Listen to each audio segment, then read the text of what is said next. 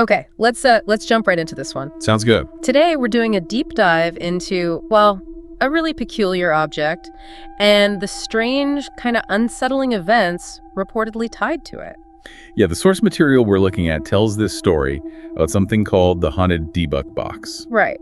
And our goal here, just sticking to what the source says, is to sort of unpack that story. Exactly.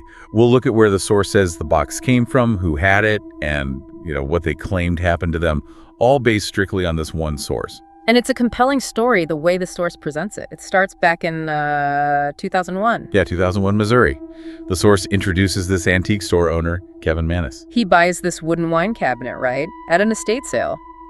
Pretty normal start. Well, normal except for one pretty crucial detail the source highlights. The warning. Exactly. The box supposedly belonged to a Holocaust survivor. And the source says there's this explicit instruction: never, ever open it. Sealed with wax, even. And it had Hebrew letters carved on it, according to the source. But you know how stories go. The warning gets ignored, someone opens it. And Kevin apparently found some odd things inside. What did the source list? Like a lock of hair? A lock of hair, yeah. A little candle holder, some dried rosebuds, a goblet. Kind of strange, but maybe not outright terrifying on their own. Maybe not. But the source claims things went bad for Kevin almost immediately after opening it. Yeah, the report says his life started falling apart. Yeah. And he described these just terrifying nightmares. Something about a demonic woman. That's what the source specifies, yeah. Plus, electronics going haywire, weird smells. Yeah. Just general chaos seemingly linked to the box. And the source is clear this wasn't just Kevin. It claims this pattern repeated. Right. Everyone who owned it after him, according to the material, reported similar, deeply unsettling experiences. What kind of thing? I remember the source mentioned some specifics. Yeah, whole range. Things like hair falling out for no reason, seeing shadow figures, especially at night. Oh yeah, the shadow figures. Creepy. Definitely. And sudden illnesses, too. Just this intense, pervasive feeling of fear that they couldn't shake. There was that one anecdote in the source that really stood out, the sleepwalking thing. Ah, yes. The source recounts this chilling detail where one owner apparently wrote, "Help me," on a mirror while sleepwalking. Just, wow. That's the kind of detail the source uses to convey the level of reported distress. So eventually, the source tells us the box ends up in a museum. Like trying to contain it, maybe? Or just study it? Probably a bit of both. But even there, in the museum, the weirdness didn't stop, according to the source. It's in a sealed case, right? But people still feel things? Yeah, the source says visitors report feeling dizzy near it, or anxious. Some even feel faint.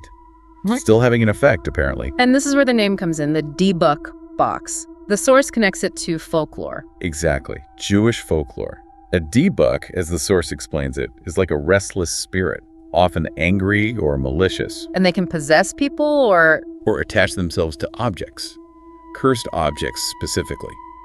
So the source uses this folklore as a possible frame for understanding all these reported events. It makes you think, though, reading this account from the source, why does a story like this grab hold? Yeah, what makes these narratives about, cursed objects so persistent?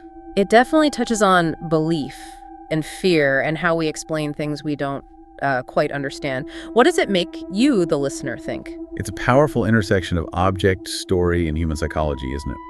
So just to quickly recap what we covered from the source material, we started with this simple wooden box from an estate sale. A warning ignored. Leading to this whole series of disturbing events reported by owner after owner. Culminating in its place in a museum where strange effects are, still reported according to the source. And we've really stuck just to laying out the narrative and the claims presented in that specific source material. No outside speculation, just distilling what the source itself says happened. So maybe a final thought to leave you with, arising from this story itself.